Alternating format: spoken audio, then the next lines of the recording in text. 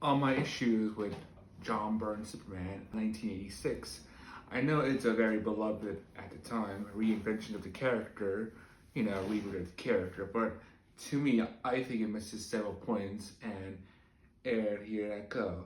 Like, one of the most damning aspects of Byrne's Superman is how overly assimilationist it is. Superman here actively rejects his Kryptonian heritage, dismissing it as cold, meaningless, irrelevant. The birthing Matrix thing goes toward that Clark wasn't even born on Krypton, but instead was technically born on America, making him legally, symbolically America citizen, America born, America this, and America that. This completely negates the classic immigrant metaphor that was always an essential part of the character. Compare that to Siegel and Schuster's Superman, the original creator of Superman, who was openly inspired by Jewish immigrant struggles and the later interpretation that embraced the duality of his heritage. Yet he's Clark Kent, raised in Kansas. He's also Kal-El, last son of Krypton. And I know there's like other Kryptonians, but you know what I mean. Instead of using Krypton as a representation of a lost homeworld with the emotional weight that should carry, Byrne reframes it as an empty, sterile place that Clark should never care about, That's a pretty insidious message in messaging. Byrne isn't the champion of the press that Siegel and Schuster imagined.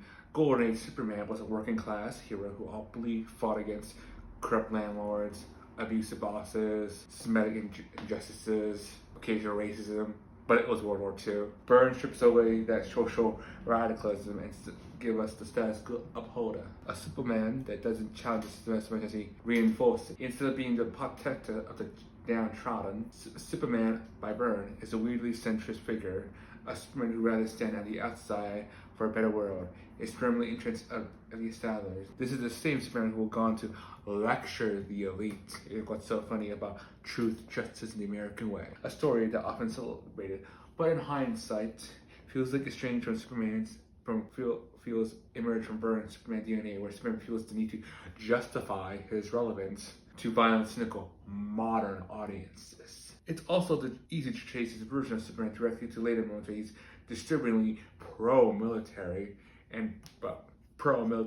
Tomasi's Superman Rebirth, issue 27 and 28, 2016, 2017-ish, Where he takes his family, Lois and John, on a road trip to honor the U.S. military.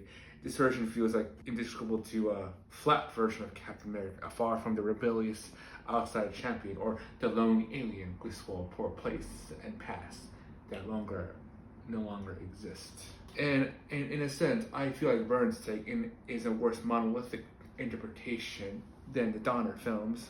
The Donner film, yes, does cast a long shadow over the character with the portrayal of Superman as almost Christ-like figure, but at least he kept his ideals and compassionate immigrant metaphor intact. Byrne, however, wrote in a way that so many writers had to work within a decade and had to fix. At the end of the day, Byrne's Superman is antithetical to Superman's true essence.